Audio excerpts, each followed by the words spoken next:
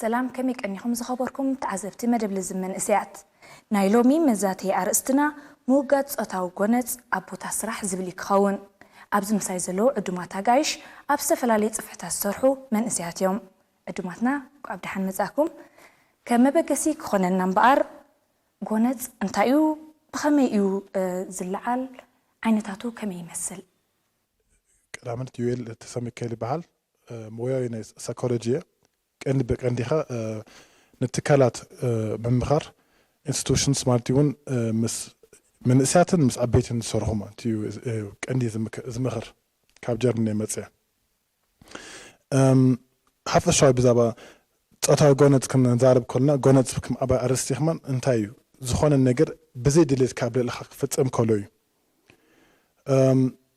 أبنا تأتى جونت خا بعبي وخنا بكم أرست انتايو ديك انستيو كابدك تبعته زرخبو عينت جونت زقات من هيوتن أبز فلا عشان ناخذ كون خد أبجازا دي أبصراح إخان قلت إن أنا ما تعلمنا ماتيو شمي لو هتعرف عيني بحال بحق تمريقة حج خاب بيت فرد العلاوي بيت فرد صراحة له تي جونت دبهال تناتو ترجم كجلات إنكله أنت أدلت حدث أتا قبل عليو أكلاوي يخون سنا أمراوي مرالاوي زخونها سياق فتأمن كله ويدماني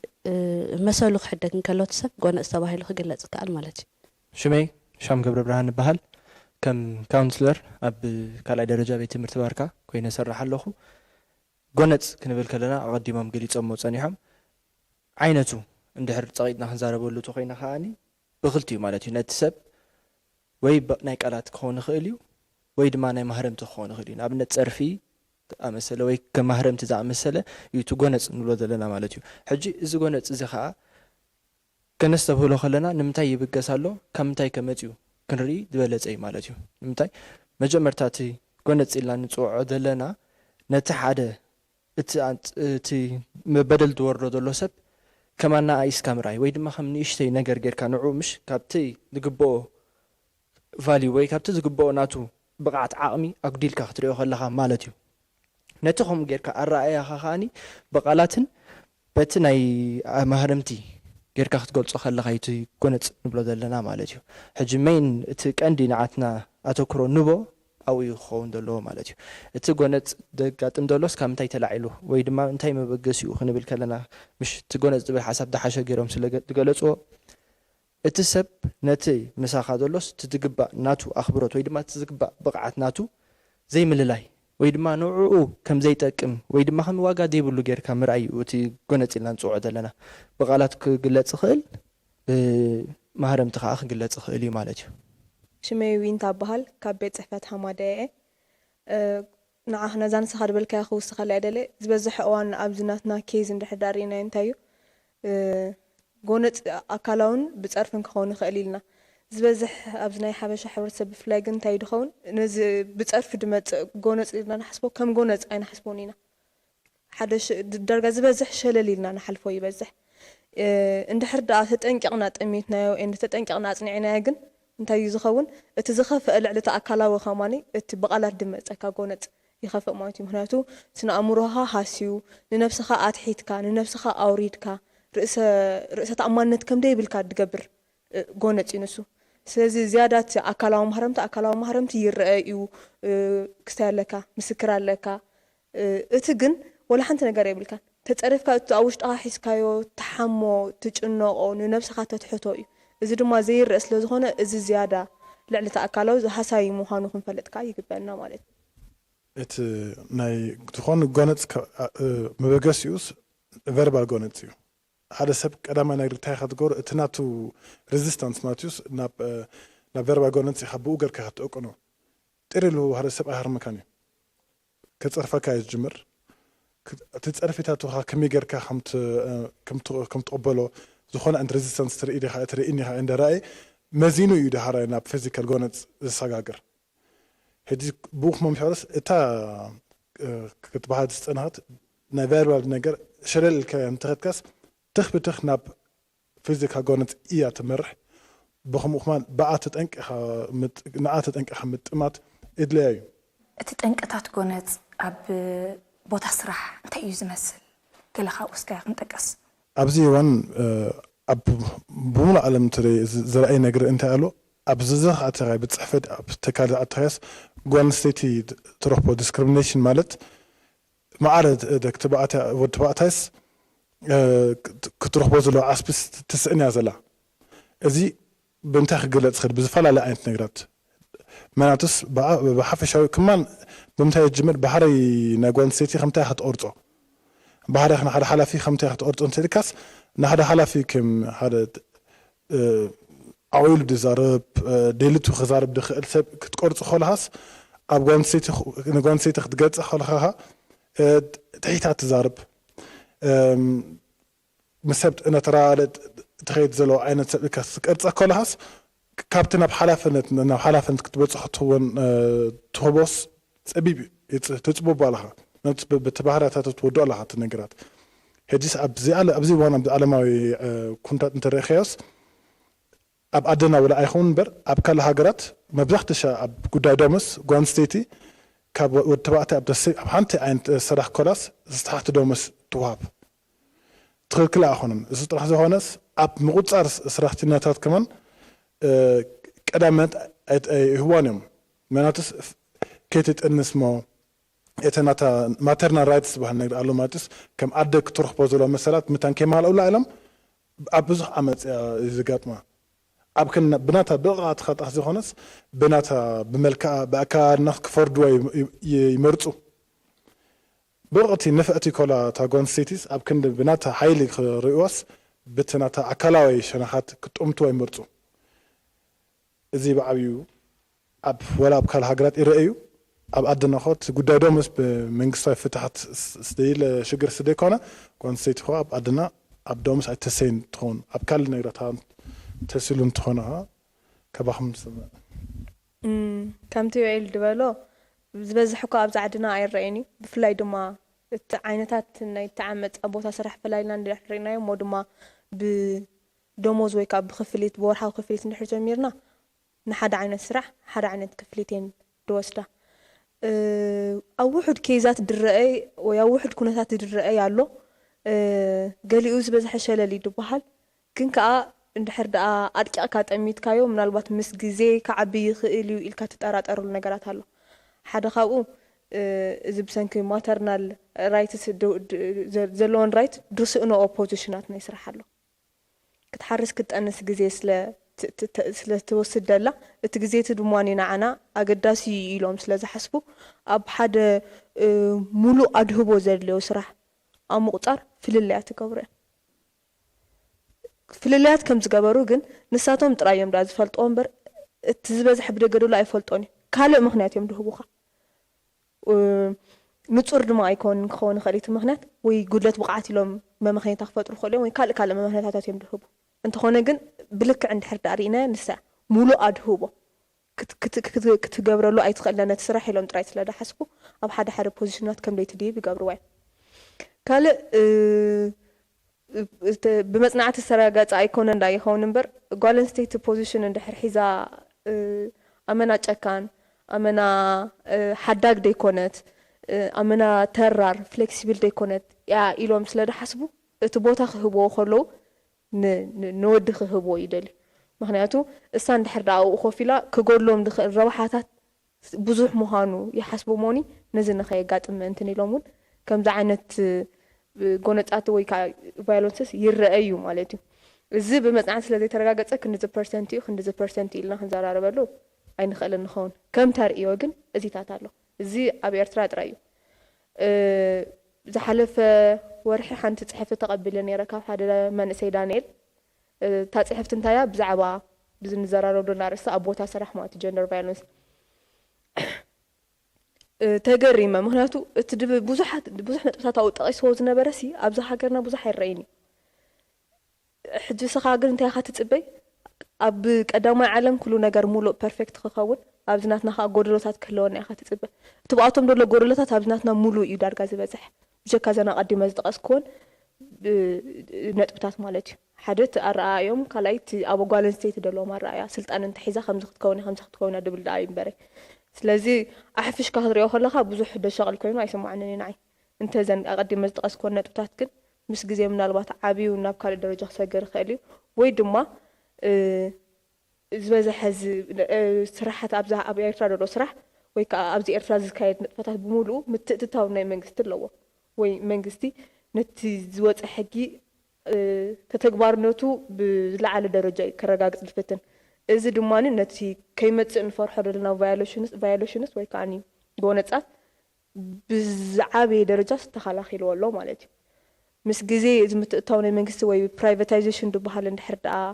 እንዳዓበየ መፂ ግን ከመይ ክኸውን ምናልባት እሱታት ከሰክፈና ይኽእል ኢለ ሓስብ ደስ ዝበለኒ ኣብዛ ሓሳቦም ዝበልዎ ምሽ ኣብ ቦታ ስራሕ ጎሊሑ ድረኣይ ነገራት ኣሎ ግን ቀዲሙ የኢል ከማን መጀመርታ ጠቂስዎ ነይሩ እቲ ድረኣይ እንድሕር ናይ ቃላት ኮይኑ ተሸፊኑ ወይ ድማ ኣብኡ ከሎ ከምዚ ተሸፊኑ ይደሓልፍ ኣብኡ ከሎ ከይተረኣየ ወይ ድማ ከይተቃልዐ ከሎ ይደሓልፍ ማለት እዩ ግን ብመፅናዕቲ ክንሪኦ ከለና ብስታቲስቲክስ ብፀብፃብ ገይሮም ዝረኣይዎ ክንዛረብቲ ኮይና ንወዲ ኣብ ወዲ ወይ ድማ ወዲ ተባዕታይ ኣብ ርእሲ ወዲ ተባዕታይ ዝገብሮ ጎነፅ ይበዝሕ ንምንታይ እቲ ተበዳልን እቲ በደል ፈፃምን ዝኾኑ ዘለዉ ዝበዝሕ ግዜ ኣወዳት እዮም መብዛሕትኡ እዋን ማለት እዩ ንምንታይ እሱ ከዓኒ እቲ ወዲ በሊፁ ክረኣይ ስለደሊ እቲ ናይ ውድድር ኣብ መንጎኦም ዘሎ እዩ ናብቲ ጎነፅ ዘእትዎም ዘሎ ማለት እዩ እንድሕር ኣብ ወድን ጓልን ክንርኢ እቲ ኮይና ግን ክልተ ነገራት ኣሎ ንኣብነት እዚ ክንብሎ ፀናሕና ኣብ ናይ ስራሕ ቦታ ኣሎ እሱ ኣብ ቦትኡ ማለት እዩ ብጀክኡ ኣብ ሰብ ሓዳር ወይ ኣብ መፃምቲ ወይ ኣብ ዝምድና ዘሎም ወድን ጓልን ክትሪኦ ከለኻ ዝተፈለየ መልክዑ እዩ ድሕዝ ማለት እዩ ሓደ ነገር ብፍሉይ ደስ ተባሃልኮ ተልዩ ድማ ኣብ ወድን ጓልን እቲ ኣተዓብያ ወይ ድማ እቲ ቆልዓ ንምንታይ ይቃልዕ ኣሎ ብንእሽትኡ ከሎ ወሳኒ እዩ ብኸመይ ኣብ ስራሕ ዘርዮ ባህሪኡ ካብ ገዝኡ ደምፆ እዩ ኣብ ስራሕ ድምዕብል ባህሪ ኣይኮነን ኣብ ስራሕ ክምዕብል ተኮይኑ ኣብቲ ስራሕ ነዊሕ ክፀንሕ ኣለዎ ተዘይኮይኑ ግን እቲ ብስራሕ ደንፀባርቆ ዘሎ ባህሪ ናይ ገዝኡ ወይ ድማ ናይቲ ከባቢኡ ዝተማሃሮ ስለ ዝኾነ ማለት እዩ ሕጂ ካብኡ ክብገስ ከሎ እቲ መጀመርታ ክዕረድ ወይ ድማ ክጥዕ ዘሎ ኣብቲ ታሕቲ እዩ ማለት እዩ ኣብኡ እንዳጣዕየ ተኸይዱ ሽግር የብሉን ንኣብነት ናይ ፖዚሽን ወይ ድማ ናይ ቦታ ኢልና ክንዛረቦ ፀናሕናሲ ክዓቢ ከሎ እቲ ቆልዓ ኣደ ኣብ ገዛ ነቶም ቆልዑት ክትሓልጥ ጥራይ ስለ ዝርኢ እቲ ካልእ ብቕዓት ኣለዋ ኢሉ ኣይሓስብን እዩ እቲ ሰብኣይ ከዓ ነግሮ ሪኢኻ ኣነ ምሽ ሰሪሐ መፅእ ኣለኹ ነዚ ኩሉ የዳሉ ኣለኹ ከምኡ ኢኻ ትገብር ስኻ ምስ ዓበኻ እንዳበለ እዚ ጥራይ እዩ ኣብ ርእሱ ዝስርፆ እቲ ካልእ ክትገብር ትኽእል ያሳ ኣዴኻ ንፍዕቲ እያ ዝብል ኣይስርፆን እዩ ኣብ ርእሱ ማለት እዩ ሕጂ ብከምዚ ስለ ዝዓቢ ኣብቲ ናይ ስራሕ ቦታ ምስ ከደ ከዓ ሃጓፍ ተረኺቡ ከሎ ብቕዓት ዘለዋ ጓል ኣንስተይቲ ክትኣቱ ትኽእል ከላ እንታይ ይኸውን ልክዕ ሓንቲ ወይንታ ዝበለቶ ተሸፊኑ እቲ በቕዓት ናታሲ ካልእ ወዲ ወላ ሓንቲ ዘይክእል ኮይኑ እቲ ስራሕ ፈፂሙ ከካይዶ ዘይክእል ይምረፅ ንምንታይ እቲ ዝግበር ዘሎ ኣብኡ ኣፈላላይ ካብ ምንታይ መፅእ ኣሎ ተልክኒ እቲ ኣተሓሳስባ ኣብቲ ሰብ ተሰሪፁ ዘሎ ወይ ድማ እቲ መላኽታናቱ ስለ ዘይጠዓይኻ መጀመርታ እዩ ማለት እዩ ሶ እቲ ጎነፅ ክዕረ ተኮይኑ ወይ ድማ እቲ ጎነፅ ንብሎ ዘለና መበገሲኡ ዝኸውን ዘሎ ኣብ ገዛኻ ኣተዓብያኻ በቲ ልምድታት ናትካ እዩ ዝመፅእ ዘሎ ማለት እዩ እሱ እዩ ሽዑ ኣብቲ ናይ ስራሕ ቦታ ዝንፀባረቕ ማለት እዩ ንኣብነት ኣምፂዋ ዝነበረ ናይ ደሞዝ ደስ ዝበለት ንሲ ናይ ኩዕሶ እግሪ ዘን ናይ ኣሜሪካ ተፃወትስ ከሲሰን ልዕልቶም ኣዋዳት ንሕና እንዳሃለኽና ልዕልቶም ኣዋዳት እንዳሰዓርና 13-0 ኣብ ሓንቲ ፀወታ የንስዒደን ሰን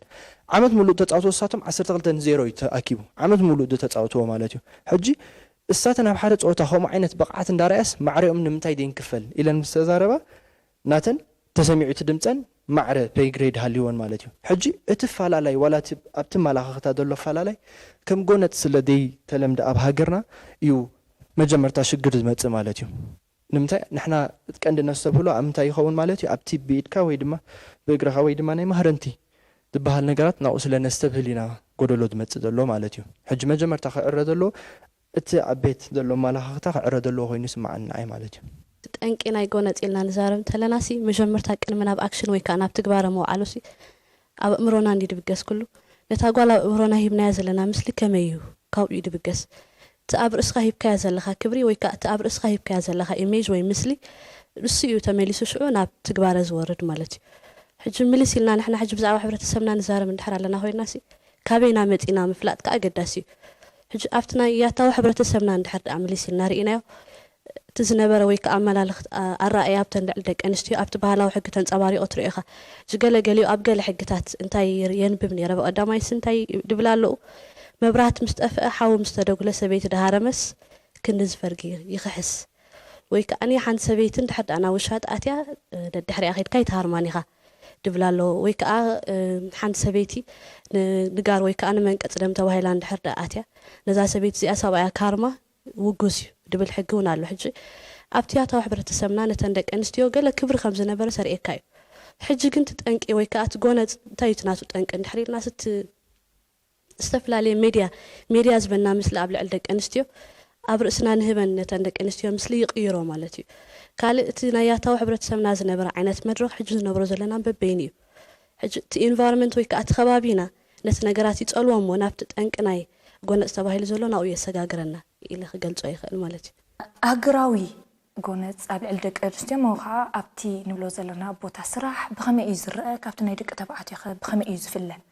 ኣህጉራዊ ወይ ድማ ብሃገር ደረጃ ክትሪኦ ከለኻ ፍልልዩ እንታይ እዩ ቀንዲ ዝመፅእ መስለኪ ኣብ ወዲ ብፍላይ ማለት እዩ ሓደ ወዲ ንኣብነት እንድሕር ናቱ ናይ ጎነፅ ባህሪ ንምንታይ ማዕብል እንተኢልና ወዲ ብባህሪኡ ምስ ወዲ ክኸውን ከሎ ውድድር በሊፅካ ናይ ምርኣይ ስለ ዝደሊ ካብቶም ክልተ ተባእስቲ ወይ ድማ እቶም ዝጓነፁ ዘለዉ ሰባት መን በሊፁ ወፀ ንኸርኢ ስለ ዝደሊ ቀልጢፉ ናብቲ ናይ ጎነፅ ነገር ወይ ድማ ናብቲ ናይ ጎነፅ ንብሎ ዘለና ስጉምቲ ይኣቱ ማለት እዩ ኣብ ጓልን ኣብ ወድን ወይ ድማ ኣብ ኣንጻር ፆታ ክርአ ከለና ከዓኒ ኣብ ቦታ ስራሕ እቲ ወዲ እሱ መላኺ ከም ዝኾነ ገዛኢ ከም ዝኾነ ወይ ድማ ዓብሊሉ ክረኣይ ስለ ዝደሊ ዝበዝሕ ግዜ ብኸምኡ ደንፀባርቑ እቲ ናይ ጎነፅ ማለት እዩ ሕጂ ልክዕ ከምቲ ዓንቶይ ንብሎ ነበርና ስጋብ ምትህርራም ዘይበፅሖ ጎነፅ ኢልካ ኣይሕሰብን እዩ ዝበዝሕ ግዜ ኣብ ሕብረተሰብና ግን ብዙሕ ነገር ትሪኦ ኣሎ ንኣብነት ብቤት ትምህርቲ ተሰቢልና ሲ ሓደ ሓላፊ ቤት ትምህርቲ ወይ ድማ ርእሰ መምህር ወይ ዳይሬክተር ኢልና ንፅውዖ ምስ ወዲ ተተባኢሱ ተሃላሊኾም ክኸዱ ከለዉ እንታይ ኣምሲሉ ከም ዝብለኒ ኢሉ ከም ቀሊል ገይሩ እዩ ዝሪኦ ናቱ ወይ ኣፍኪሱ እዩ ዝሪኦ ብኸመይ ከም ሰብነቱ ኸርኢ ይደልዩ ኢሉ እዩ ዝሓስብ ጓል ምስኡ ተተሃላለኽ ነራ ግን እታ ናታ መግለፂ ምእንታ ናብቶም ካልኦት ስዒራቶ መሊኻቶ ከይበሃል ምንታን ንዓ ክዕብልላ ክሽፍና ክፀቕጣጥራ እዩ ዝደሊ ማለት እዩ ሕጂ ሓደ ኣብ ስራሕ ዝረኣየሉ ምልክታት እዚ ንባዕሉ ማለት እዩ ንምንታይ እቲ ሰብ ነታ ጓል ኣንስተይቲ እንድሕር ንሳ ድምፂ ተሰማዒ ኮይኑ እንድሕር ንሳ ሓሳባታ ከተመንጩ ጀሚራ እሳ ክትዕብለለኒ እያ እቲ ኣነ ዘለኹ ድማ እንታይ ክኸውን እዩ ከምዚ ክሽፈን እዩ ከለላ ክግበረሉ ወይ መጋረጃ ክግበረሉ ኢሉ ስለ ዝሓስብ ብኸምኡ እዩ ናቱ እቲ ናቱ ዓብላልነት እቲ ናቱ ገዛኢ ምዃን ዝገልጾ ማለት እዩ ሕጂ ዝበዝሕ ግዜ ኣብ ስራሕ ቦታ ትሪኦ ብኸምዚ ማለት እዩ እቲ ህልልኽ እቲ ምትህላኽ ክመፅእ ከሎ ኣብ መንጎ ክልተ ሓደ ዓይነት ፆታ ዘለዎም እንተኮይኖም ኣወዳት እንተኮይኖም ከም ከጋጥም ዝኽእል ነገር ኣይተሰማምዑን ተባሂልካ ወይ ድማ ብዙሕ ኣተኩሮ ከይተገብረሉ እዩ ተሓልፍ እንድሕር ኣብ መንጎ ወድን ጓልን ኮይኑ ግን እታ ጓልሲ ዓብሊላ ክትወፅያ ከም ዝተጀሚራ ሕጂ ዳሓርካ ቦታይ ክትምንጥለኒ እያ ዝብል ሓሳብ ስለ ዝሕዝ ብጓል ተመንጢሉ ኢሉ ንክስማዕ ከዓ ክፉእ ሽም ስለ ዘለዎ ካብኡ እዩ ዝብገስ ማለት እዩ ሕጂ እቲ ቦታ ስራሕ ትንፀባረቕ ሓደ ከምዚ ዝኣመሰለ ክመስል ይኽእል እዩ ማለት እዩ እቲ ከምቲ ከባል ዝፅንኽስ እቲ ቀንዲ መሰረት ናይ ዝሽገር ኣብ ፃውታዊ ጎነፅ ኣድሎ እዩ ባያስ እዩ እቲ ባያስ ዘሎ ኣብ ፃውታ ብፍለ ዓይነት ምልክት ምርኣይ ማለት ወዲ ተባዕታይ ዘሎ ባህርያታትን ጓንሰይቲ ትፅብዮ ባህርያታትን ኣብ ርእስና ተቐሪፁ ይፅንሕ ባዕሉ ህድስ ሓንቲ ጓንሰይቲ ካብ እስኻ ትፅበዮ ባህርያታት ወፅያ ካልእ ዓይነት ሓይልታት ሸናኻት ክትርእየካ ክትኮላስ ተጋራጮ ይኾን ዝሰማዕካ ዝኾን ምሳኻ ንክትቀበሎ ትሽገር ኣብ ክንዲ ብፅቡቕ ክትርእዮ ክትቀበሎ ትፍትን ብሕማቕ ዓይኒ ክትጠምቶ ትፅር ከምቲ ክትብሎ ትፅንሕ ኣንተ ይኹም ሓንቲ ኤግዛምፕል ሓንቲ ሓላፊት ክትጋር ንጓንሰይቲ ስምታይ ይፈርኽዎ ከይቲ ከምዚ ተዓጅጮም ትኸውን ተሰምዖም ምሸራ ከምዚ ተራዲኣ ምስም ክትከይድ ከምዚ ትኽእል እዚ ባህርያታት ግን ኣብ ወዲ ተባዕታይ ክጥመት ከሎስ ከም ሽግር ኣኹን ድረኣይ ከም ተሪር ዝፅዋዕ እቲ ወዲ ተባዕታይ እታ ጠባይሎ ሓንቲ እያ ጓንሰይቲ ግን ዝኾነት ብካልእ ዓይነት ዓይኒ ነንጥምታ ዘለና እታ ጠባይ እምበር ታልክ እሳ ተሰይም ጠባይ ኮላ ጥራሕ ኣብቲ ፃውታ ፍልስ ዘሎ እቲ ኳሊቲ ዘሎ ኣብ ጓንሰይቲ ከም ሕማቕ ነገር ጥመት ኣብ ክንደ ከም ብቕዓት ዝጥመት ነገር ሕጂ ኣብ ከምታት እቲ ቀንዲ ናይ ኣድሎ ነገራት ኣብ ሕብረተሰብና ሓፈሻዊ ኣብ ዓለም ከመን ኣብ ደቂ ኣንስትዮ ዘሎ ከይተዓርዮ ከሎስ ጓንሰይቲ ዝግባእ ክብሪ ክትርክብ ኣይትክእልን እያ ወላ ንፍዕቲ ተባሂላ ከላስ كم باكسلاش بحال خمان إذا فينومين أو ريسيرش ترأيو ما بتس أبخن نتصبو تجمع تقول حرمكا باكسلاش إزيو مالتي تتم كم ويز فتس أمزلو إزي خاكي تعري خلو كونستيتي إز أب بس كم جبوا أب سلطان أب حلفنا تزلوا بوتا تتكن اخترأس شجر هنا كتكون اختبارات من it qualities كتمار أصلي تكلبهم بتنا هبرتسب تقطع الزلامة تيو بتنا عدلونا هبرتسب حجي أب بأهجر درجة ويك أب درجة عالم كريم كلنا مها أبوتها سرح ندحر كل مجمرة خامتها مجمرنا إلى حسب أنا كنت أركل لها في بوتها سرح كنت أركل لها فاكانسري خا نات كاسي فيتي خا سرح نات كنت تحت تعلقها مسحتك كوي دي جمرت فايرونس مالتي ምናልባት ኣነን ሻምን ማዕረ ዓይነት ደረጃ ትምህርቲ ማዕረ ዓይነት ናይ ስራሕ ተሞክሮ ክህልወና ይኽእል ግን ስቲል ከምታዩ ኤል ድበላ ኣነ ጓሌ ንሱ ድማ ወዲዩ ስለዚ እዚኣ ሓንቲ ካፍታ ዴታ ጻሕፈት ግን ከዓ ከም ክራይቴሪያ ወይ ከዓ ከም መምዘን ዝጥቀሙላ ደለዋ ኣይተጻሕፈትን የላን ኣብቲ ሕጊ ግና ይጥቀሙላ ኣለዉ ብኣ ተጠቒሞም ድማኒ እሱ ወዲ ስለ ዝኾነ ምናልባት ልዕሊ 50% ከረኽባ ነታ ስራሕ ዕድል ኣላቶ زيارة جزء سلزي على 5% كوينو السؤال يوارلو من البات دماني أنا ندحر أتيا أبزي أي وداني تتسجى سرح نسرح لنا سرح ندحر سرح لنا خدمة أبستو سنة جزء نيسرح عبيت نيدوموز عبيت كدلي خا كتحتتي خا هناتو أب حد وصل كتمالا لسه تدلني خا نفسها خطعبيات تدلي خا سيزنا يسرح عبيت تدلي نزل 5 بوز مثلا بوتاس كوات أو يخيل الكادماني لنفسها تأمنا أمنا يسرح عبيت أمنا يدوموز عبيت دماني تتأجم تامجم رزق أثناء تأجم تمت أنا شا من بحد عينت كستايكن رهت أن إحنا خنسرحت أن إحنا أبحنت بوزيشن نزا حنت كفت ناي بوتا سرح لله ويك ناي بوزيشن دلا ناي بوتا نعاء ندحر دا كنمل أتوا ديرنا كي قانونكو شام أتوا نيرو سلامتا يحجون بتادي تتعفت قال سلوزهم كتر حجي إذا الله بدحريو أبدوموز دماني كمان حدا وانسي بقع مخنيات أو نأيت وهابلوني خسلمتين ناتين ناتون ببينو دوموس كوينو ولا حدا بقع مخنيات يقولون ويدماني بمتاي كم خاني ويفتنو نتي عم تقول بالنا ماترنال رايتس دبلنا يو قلمتات نعو كم إكسكيوز ويك أخم مخنيات قريبهم دتبقع الناس كقعدة اللي يفتنوا سلزي أبزي توفينت نيتاقال حيل نيتاقال كأني نقطع النت نقطع لفت دلات بوتا سرح وساني قبل مالتي ندحر حيال كوينا إذا ندبلنا يعني ستيجز ويكا درجات حليفة كتهلو يا مالتي ندحر دادي كوينو جن بفلايدو ما حرر كان ندحر اللوا كلتا تكال تما حرر كم دلا جير كي خاخت حسبو مالتي بتي تحدي يوتطالو بتي تسرح يوتطالو أب حدا نطب دماني ምናልባት ናፍቲ ገዛ አንድ ሕድ አዛዛ ካፍቲ ስራሕ ተሪፋላ ማለት እዩ እዚ ሕጂ ዓባይ ምክንያት ኣብቲ ተቐሚጠ ክትፀንሓ ኔክስት ታይም ኣብ ዝመፅደሎ ድኾነ እንድሕር ዕቤት ክመፅእ ኮይኑ ንዓ ምክንያታት ተጠቂሞም ንዕኡ ክህብዎ እዮም ስለዚ ኣይትረኽቦን ኣላ ማለት እዩ እዚ ኩሉ ሓሊፋ እንድሕር ረኺባቶ ድማ እንድዕዞም ብስነ ልቦና ድወዳእኹም እንታይ ትብልዎ እምበር ክስታይ ትኸውን كرتت إلك تخالبيتك سلدر صحكة تبوتا كتمنت الدم سلزي تدلي كسفتنا متقرش تدرجات بتصح كتر تخليها كنت تخليها نقاط كتكون تخليها إذا كل تاتجن وتصيت نايت تحلف كايو مدرخاتي مالتي سلزي أفتبوتا سلزي هلا خوي قاس لزخان كاريو كان غير كاس قالن ستيت تخون من الوقت تزحلفته درجاتاتيو إلى يحسب أنا مالتي سلزي أبوتا صراحة زين زورنا النجارات يقاتمو قال كم بوزح كي تتقصدوا حلف خون ويحفرنا دو يخون قال عبيتنا يسرح وعبيتنا يدوموس حتى كل ناس after requirement نتودي تموكرونا يسروحوا درجات مرت قال حجي نعنا 5 أنت لاتنا كم harassment بتقولنا أنت نحن بلو كم كومنتات قال سلو هون تراسي من ثبوت أنا خطر نخربو خاسي كما خازة حتى نجارات جمال قال سلبو مخان كتري أزيتات كحتت سلجمرة اندحر دا منالبات كاب غوال نابغوال يفعل عليه خون نعو ختبل اندحر دا كبرها ختدفر دي دلخون كاكن تا بوزيشن كتسأنا يقا مالتي سلازي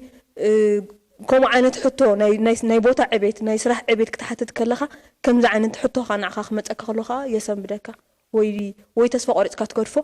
ويافل لختأتو وي كالو مالتي سلازي أخا حانت خافت أفت معبول أوان زرق دولو مالتي تابوتاتي أنا خراك بسي أنا خاقل النجار كهوالا نخام قال مالتي حجي إذا تبوزح دي زربلو دحفر ولا فيلم تاتون ترى خاقن فيلم تاتكري أخلها قليل ينمثل تزخابة دخاء نصو مالتي بواقع نفس خاد دبوها بكاب عبيت مالتي إذا تشجرات درأي قالوا إلى حسوا أنا مالتي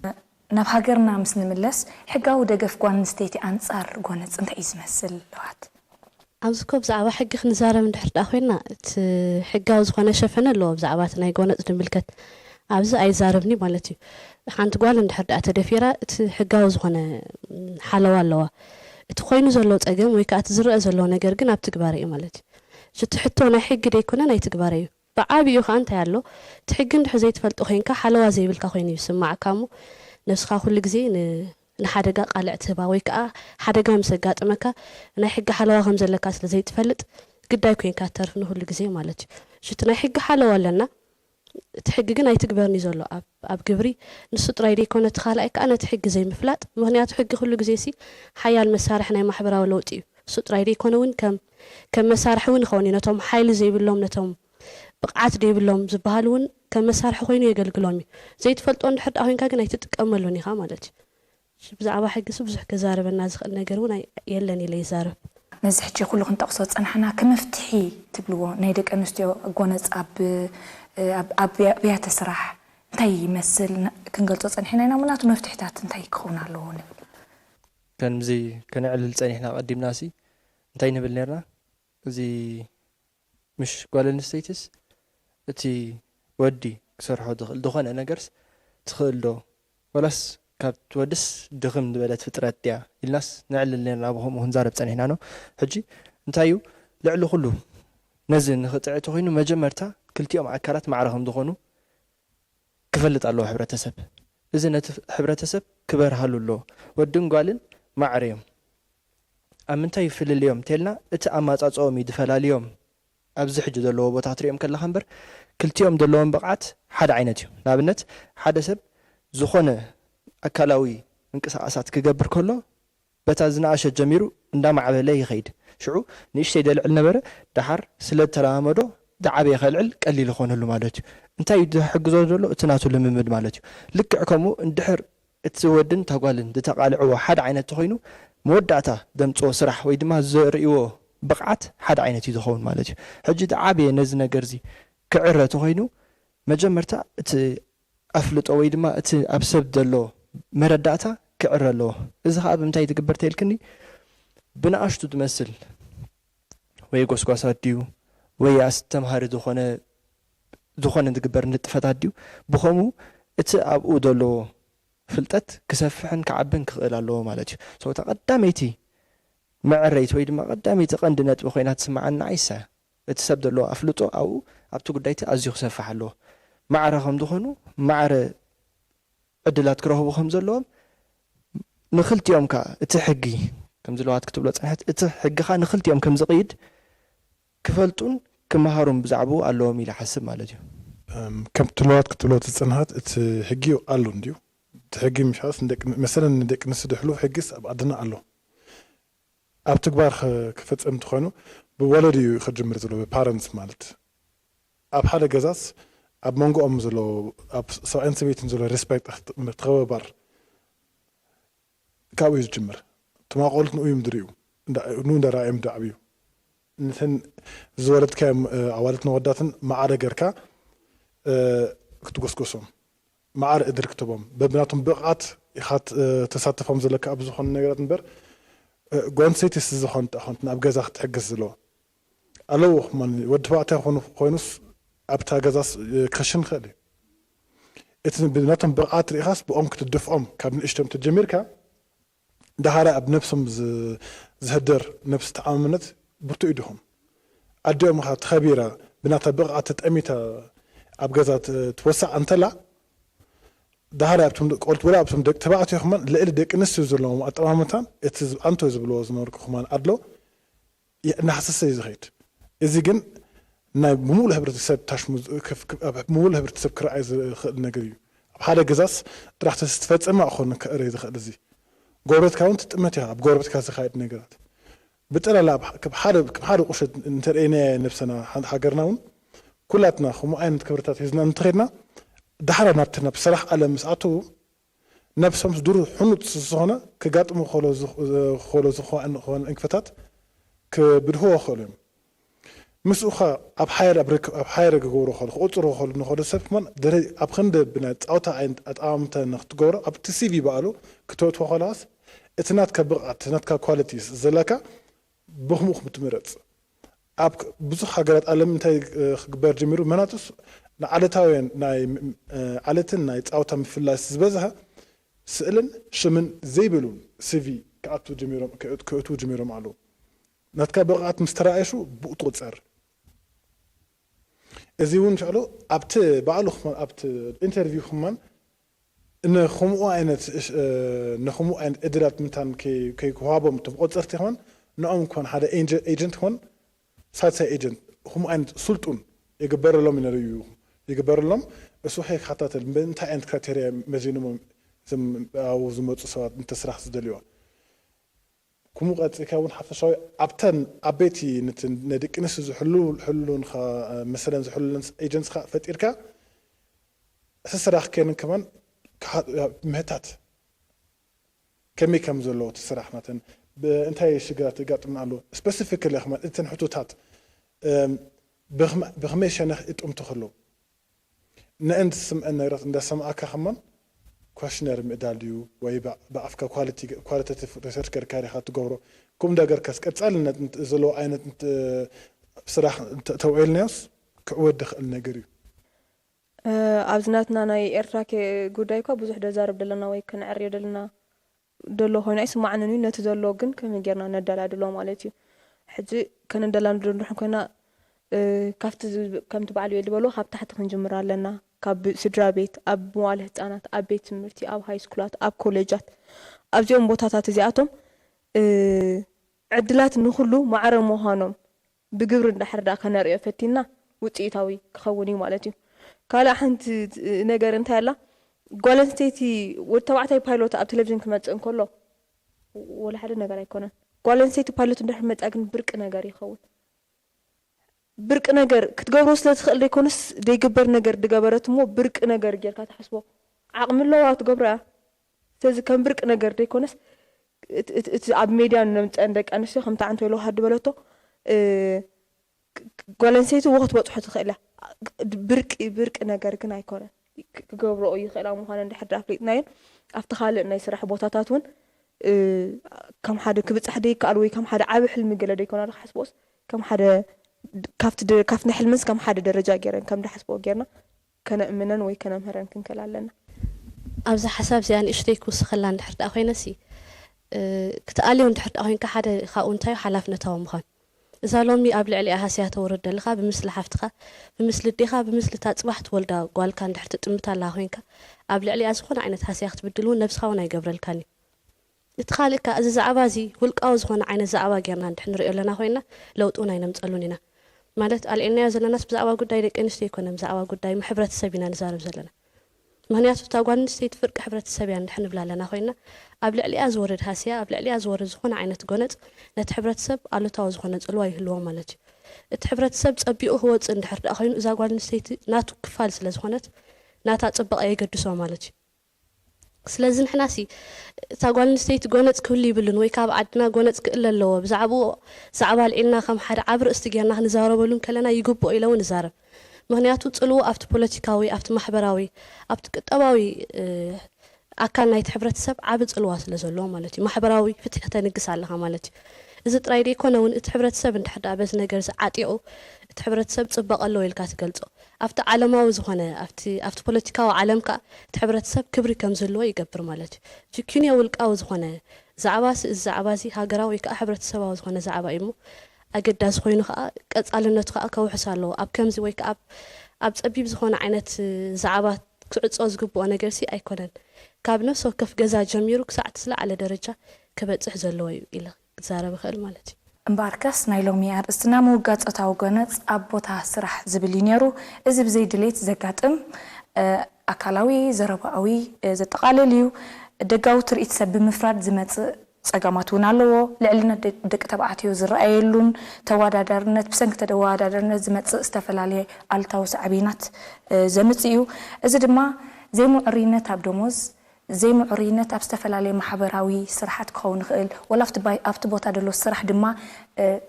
ብቑዕ ዝኾነ ኣገልግሎት ዘይመሃብ ዘምፅእ ቀልጢፉ ድማ ክእረመሉ እቲ ሕብረተሰብ ድማ ክነቕሐሉ ዝግባእ ምዃኑ ክትነግሩና ፀኒሕኩም ኣዚና ነመስግነኩም የቐኒልና ዝኸበርኩም ተዓዘብቲ መደብ ልዝመን እሳያት ንሎሚ ዘዳለናዮ መደብ እዚ ክትከታተልዎ ፀናሕኩም እዩ ነይሩ ኣብ ዝመፅእ ሰሙን ብካልእ ትሕዝቶ ክሳብ ንራኸብ ሰላም ቅነ